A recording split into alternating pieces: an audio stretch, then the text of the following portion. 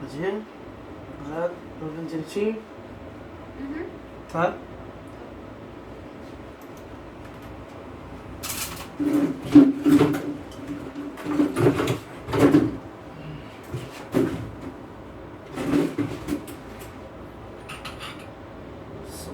vendo? Tô. Direitinho. Tudo certo.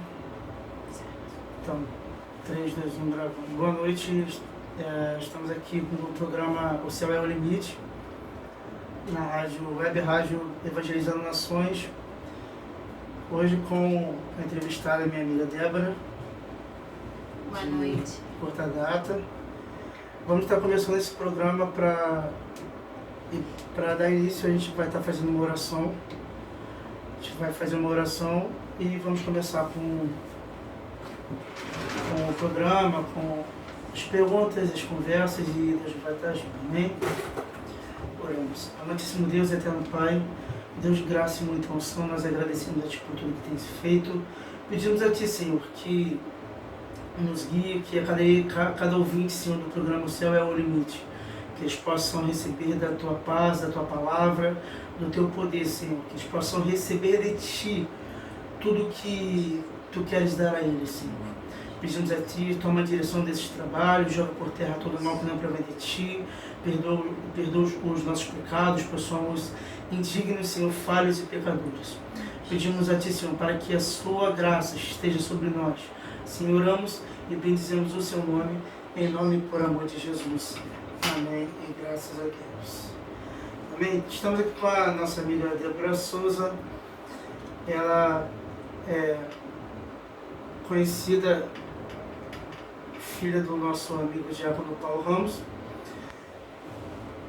para contar um pouco da sua vida, ministério, do seu crescimento, da sua infância na obra. Boa noite, Débora, dê o seu boa noite, saúde os irmãos, saúde os irmãos e se apresente. Boa noite, a paz do Senhor. Meu nome é Débora Souza, eu sou levita e sou membro da Igreja Pentecostal em Alcântara, Ministério Manancial, pastor Mauro Barros. É um privilégio estar aqui, dando entrevista, falando com os irmãos, dando um pouquinho da minha história, falando um pouquinho da minha história e que possa cada dia mais fortalecer a fé dos irmãos e trazer uma nova visão sobre a juventude da igreja, né?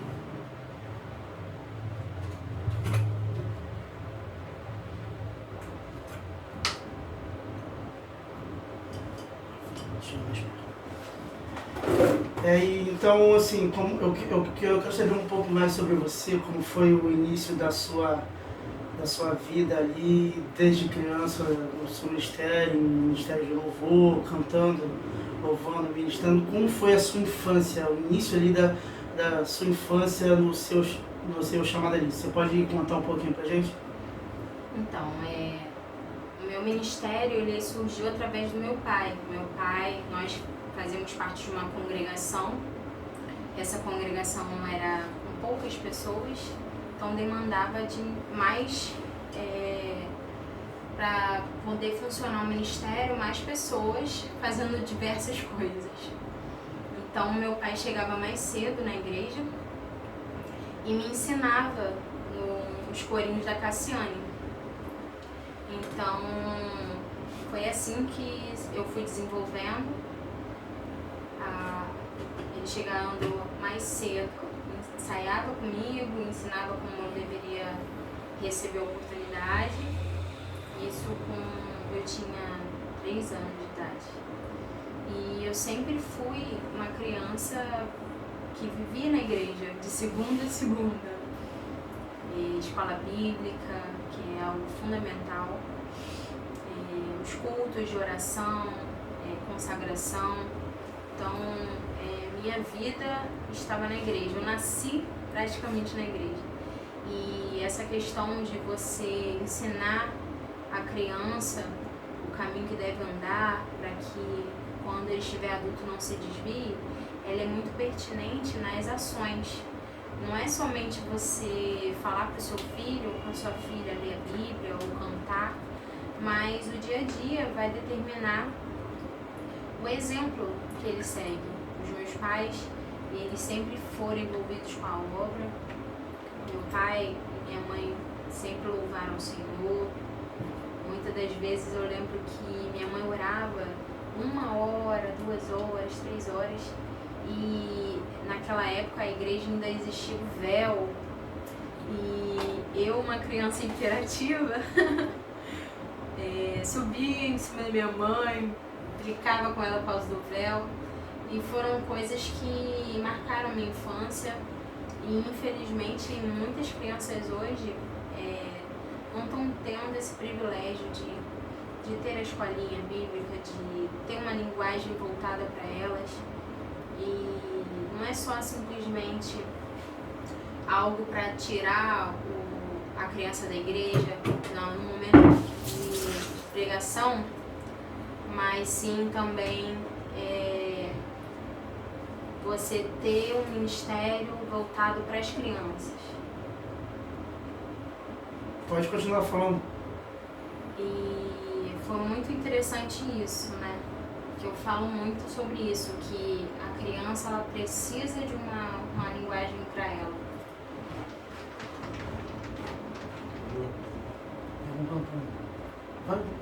E nessa sua vida você foi doutrinada pelos seus pais, pela sua família. Como era a doutrina lá da sua igreja? No caso, a primeira, né? Aí, no caso, a doutrina era bem mais rígida, né? Do que a gente costuma ver hoje. Era uma igreja de restauração, uma igreja pentecostal. Mas isso nunca foi algo que atrapalhasse nosso envolvimento, nossa infância. Nada disso atrapalhou o envolvimento com as obras, os projetos da igreja.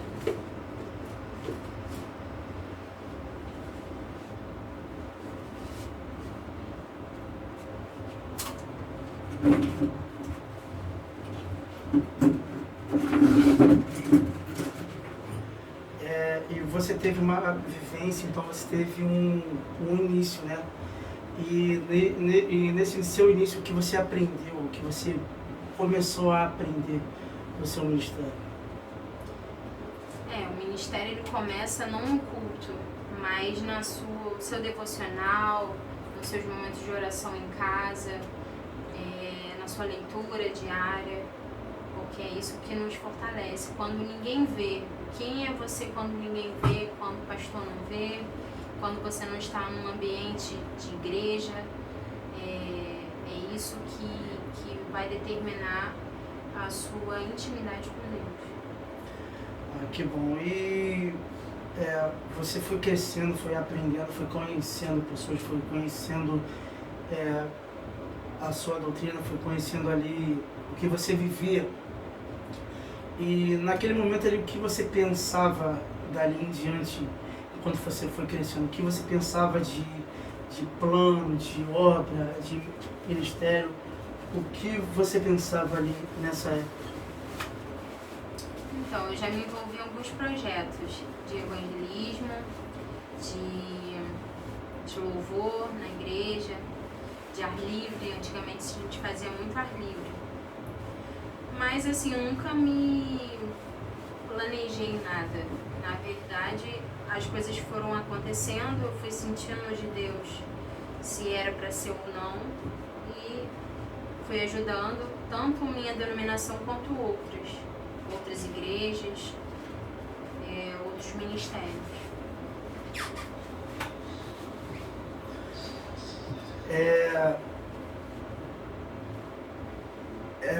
A gente sabe que a gente vive algo muito, muito intenso na obra de Deus, então a gente vive muitos altos, muitos baixos, e sempre tem um período, aquele período que você precisa tomar sobre si um gás, um momento de restauração, um momento de se recompor. Houve um momento, qual momento para você foi crucial para você perceber que você poderia estar se esfriando, e o que te tocou a voltar e permanecer no seu ministério? Bom, eu me esfriei mediante eu era casada e fui para uma outra denominação. E quando a pessoa não tem os mesmos objetivos que você, a tendência é ela te puxar. Porque é mais fácil você puxar alguém que está acima do que você levantar alguém. É verdade. Então, a partir desse momento, eu fui me esfriando. Existiam algumas coisas que eu não concordava e sentia que existia pecado no altar, nesta denominação. E então eu não me envolvia com nada e pedia a Deus sabedoria, porque eu não queria estar naquele ministério. E Deus foi abrindo outras portas em outras áreas, que uma das áreas que eu gostei muito foi o discipulado, de ir na casa das pessoas, de trazer uma palavra, trazer uma mensagem, trazer um louvor. E eu vi que também eu poderia migrar para outras áreas dentro da igreja, não sendo somente o louvor. E infelizmente esse relacionamento não deu certo. E a rotina do dia a dia, a gente sempre colocando empecilho para ir na casa do Senhor. E a igreja que, no caso, era uma igreja, a gente mudou de lugar, de casa, e a igreja era muito distante, muito complicado pegar ônibus e essas coisas. Então foi um caminho, uma desculpa para começar, porque a gente nunca se esfria da igreja de um dia para a noite. Vai começar a não ir aos cultos, vai começar a não sentir falta de ler a palavra, vai começar até a sua linguagem muda, entendeu? É uma brecha que aos poucos vai minando. E em virtude de tudo isso, Deus modificou a minha vida. Eu saí do emprego que eu tinha uma estabilidade, eu saí de um relacionamento que eu achava que eu tinha uma estabilidade emocional. Então Deus foi me tirando de várias situações de conforto. E o conforto que nos torna mais frios. O conforto é que nos mina essa chama que nos queima e que nos faz ter arrependimento. O Espírito Santo, ele fala constantemente, mas nós que não estamos mais sensíveis a ouvir sua voz. Nós que não estamos mais sensíveis a ouvir a voz de Deus na madrugada para orar, nós que não estamos mais sensíveis a ouvir o que um irmão tem a dizer, mesmo com a sua simplicidade, mesmo com as suas palavras leigas sobre a Bíblia, mas todos nós temos algo a ensinar e algo a aprender. Então a gente se torna meio que insensível. Nós nos tornamos pessoas como eu costumo dizer, no automático. Você vai à igreja como um automático, você faz as coisas do dia a dia como automático, ao ponto de você não saber, não lembrar de detalhes, de mensagem, de pregação, de louvor, quem estava na igreja, vira algo rotineiro. Então você perde esse senso de estar ali, de mente, de corpo, de espírito, se torna uma obrigação.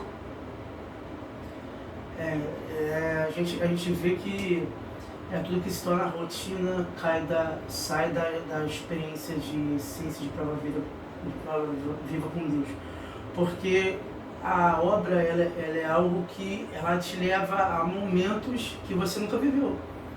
Só que para tudo isso tem um preço. E quando a gente está na nossa zona de conforto, a gente percebe que não tem preço nenhum sendo pago. E quando o propósito de Deus ele tem que ser feito, tem que ser cumprido, Deus ele muda as coisas de lugar. Ele tira de um lugar, leva a outro, ele te tira de uma situação para te levar a outra, porque o propósito dele não é o propósito de te ver parado, não é o propósito de te ver no mesmo lugar. Ou muitas vezes você está em um lugar onde não é para você estar, Pois Deus ele quer te levar em outros lugares. A Bíblia ela demonstra que todas as vezes que Deus queria disseminar o Evangelho, ele trouxe perseguições. E os discípulos se confortavam em um local, ele gerava uma situação para que haja dispersão. Então eu vejo que Deus não gosta da gente parado. Todos os seus discípulos que ele chamou estavam em serviço, em trabalho. Os reis que ele chamou também.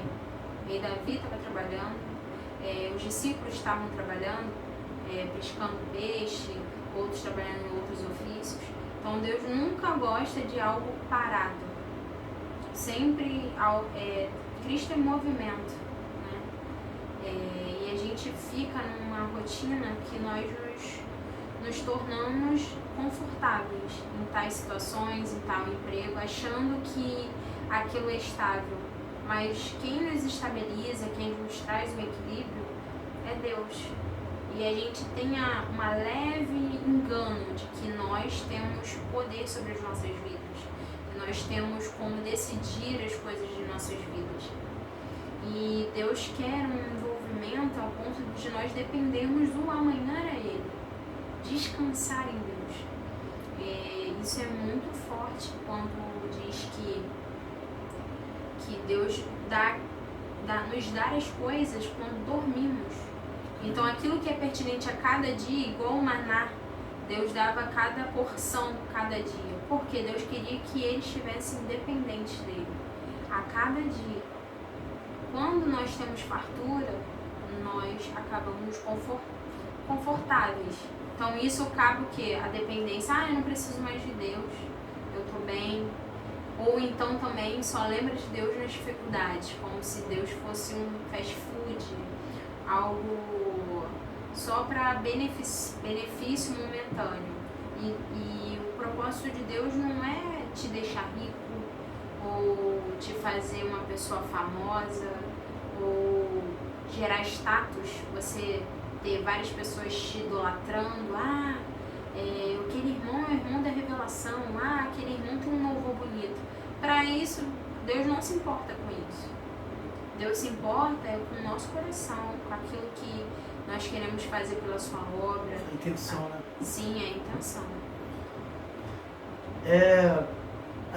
Isso me fez lembrar um pouco o texto do livro de Isaías, ali no capítulo 6 em diante, do versículo 1, que o ministério do profeta ele só começou depois da morte do rei Uzias, porque ele estava dependente de muita parte da sua vida espiritual pela vida do rei Uzias, porque ele era um rei que buscava Deus, ele era um rei fiel, ele era um rei que, por mais que ele tenha errado, a sua dependência espiritual da vida de Isaías ficou presa aí. Então, o ministério de Isaías ele só começou depois que o rei Uzias veio a falecer.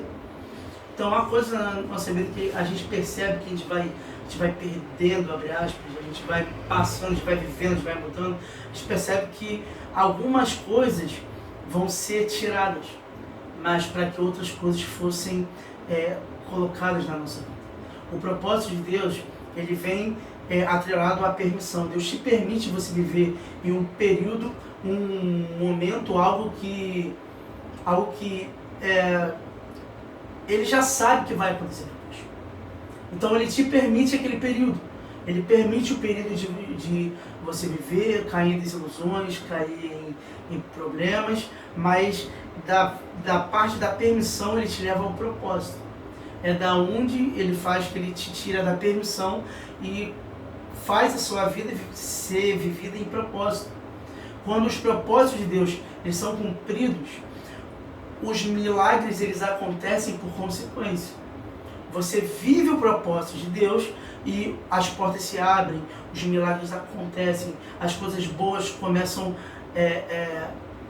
a acontecer na sua vida. Você passa um período de transformação, você passa um período de adaptação, um período de modelagem. Deus ele modela, ele lapida os planos com o propósito dele, porque tudo isso tem que ser alinhado com a vontade de Deus. A vontade de Deus ela alinha o nosso propósito, a nossa vida com a vontade dele. Então, se as coisas estão de uma forma que estão na permissão e não estão no propósito, algo ali vai acontecer para que a permissão se torne propósito. Para isso acontecer, a gente vai perder coisas, a gente vai ter frustrações passageiras, a gente vai viver coisas que a gente imagina que é para um eterno, quando na verdade é apenas a permissão de Deus para que a gente possa ser restaurado. Então, você acredita que esse período da sua vida, ele não fez parte da permissão de Deus para que você fosse transformado, lapidado, para que Deus colocasse você do jeitinho que Ele quisesse, do jeitinho que Ele sonhou em ter? Então, eu falo com uma amiga minha e isso se reflete nisso. Quando Deus fala que todas as coisas cooperam para o bem, nós pensamos só nas coisas boas, nas coisas que são bênção, nas coisas que, ao nosso ver, vão nos completar ou vão nos elevar. Mas é um sofrimento que a gente aprende. Certas coisas é necessário a gente passar para nos trazer maturidade, não só maturidade cristã, mas maturidade no emocional, maturidade em ter empatia pelo outro, em saber dar um conselho, em saber se posicionar. São visões, são como lentes para melhorar a sua visão sobre as pessoas, sobre as conexões, sobre o desenvolvimento, não somente com a obra, mas como um todo, porque a igreja é feita por pessoas e saber ter uma gestão disso, do emocional, psicológico, vai ser bom lá na frente para você ser uma voz de sabedoria em meio à multidão, e isso vai ser um divisor de águas na vida de alguém.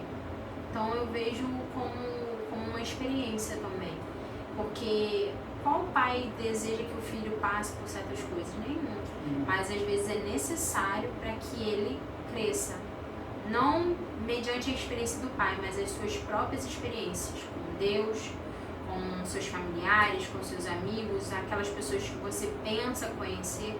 Então é necessário cada um viver as suas próprias experiências em vários âmbitos, na vida espiritual, na vida emocional, e isso faz gerar em nós, vamos dizer, anticorpos. Então, certas coisas você não vai passar novamente. Isso aí. E você percebeu que isso te aproximou de Deus, que esses fatos eles te aproximaram de Deus, te levaram para mais perto, que com o tempo você foi entendendo que tudo aquilo que ocorreu foi necessário para que você vivesse mais à frente o propósito de Deus. Isso, você percebeu que isso te aproximou de Deus ou não? Eu creio que não só me aproximou, mas me deu uma visão diferenciada do que é Deus.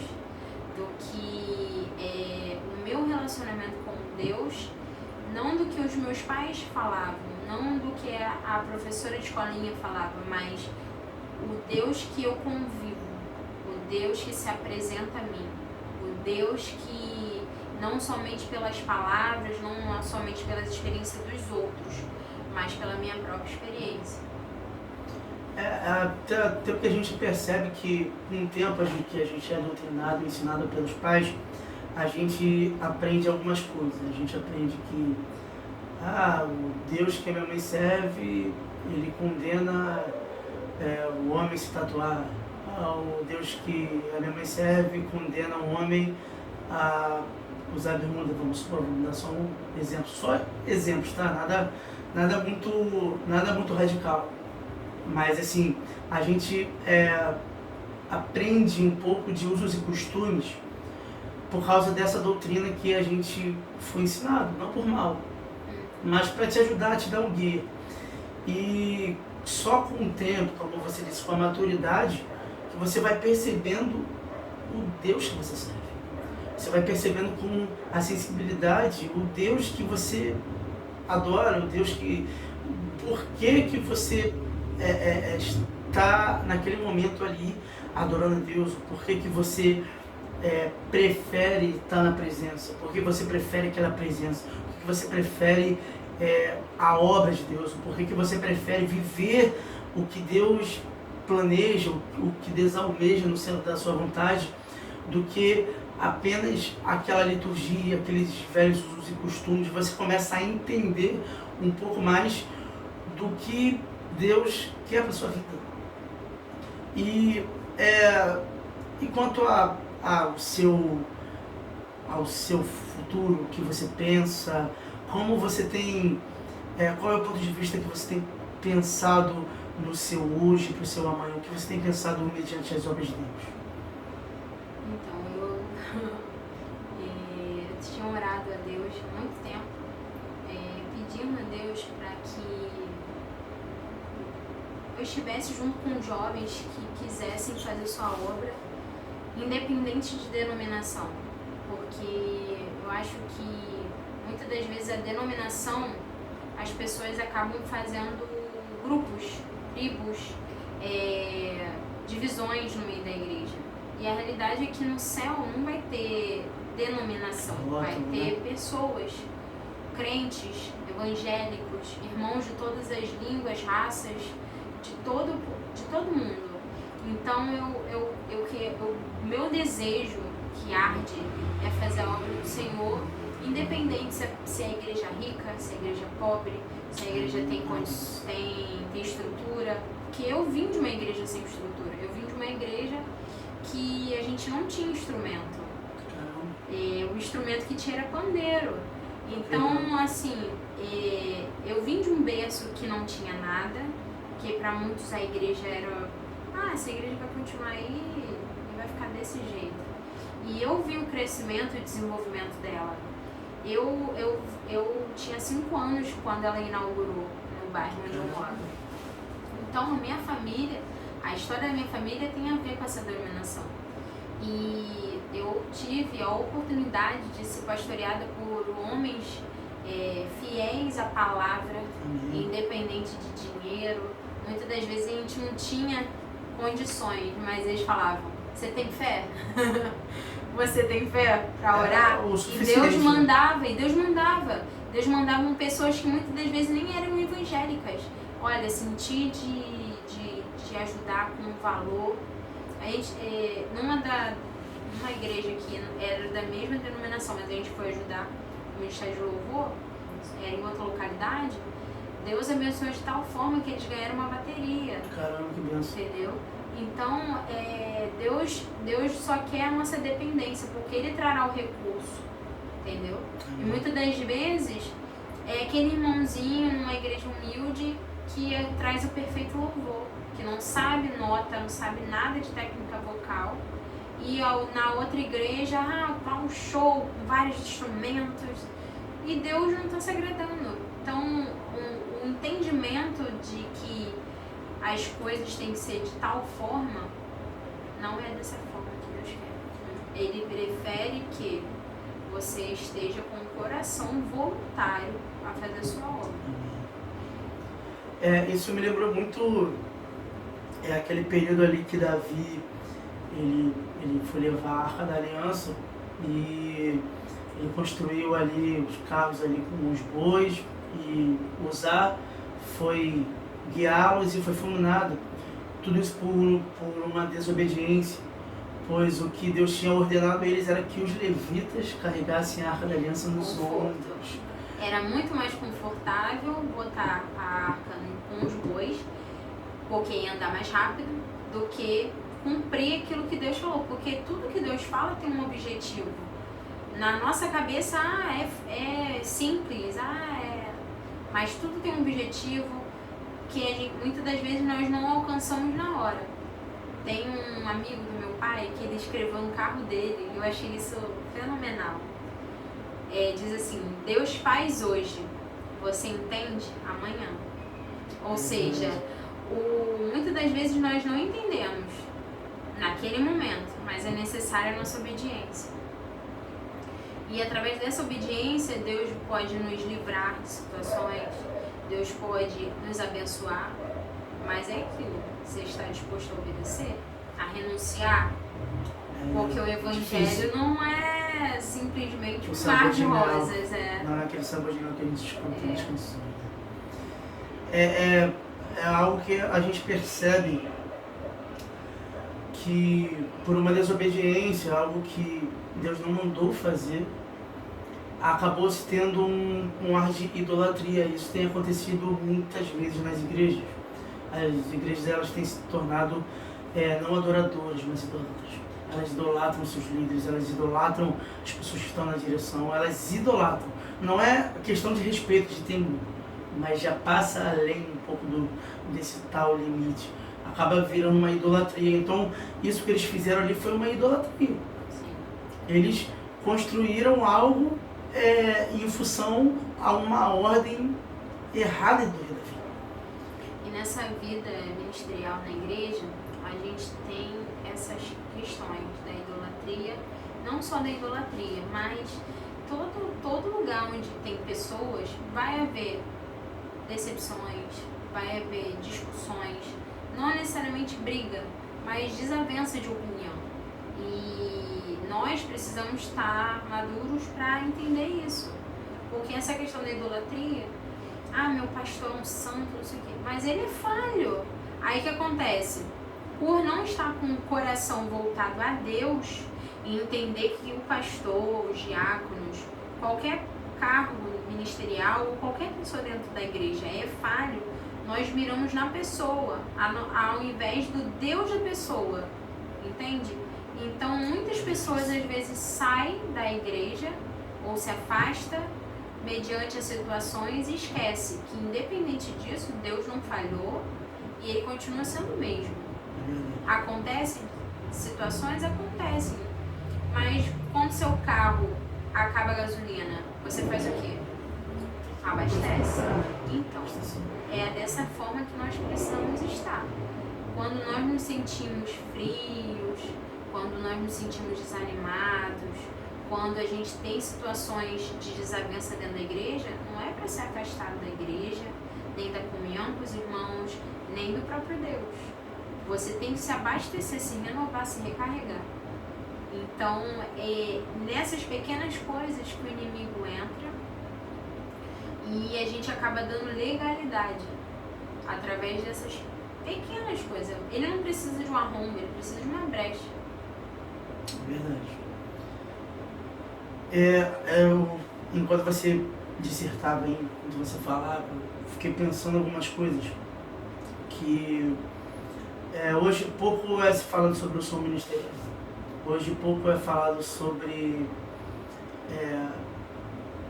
algo que Deus te deu como dom e quando você sobe para louvar, para cantar, você sente aquilo e passa à igreja. E muitas pessoas observam a essência, o conteúdo que você tem, mas muitas vezes elas querem ter, porém elas não querem pagar o preço que você pagou. Por exemplo, você tem êxito e muito talento para uma certa profissão. E muitas pessoas veem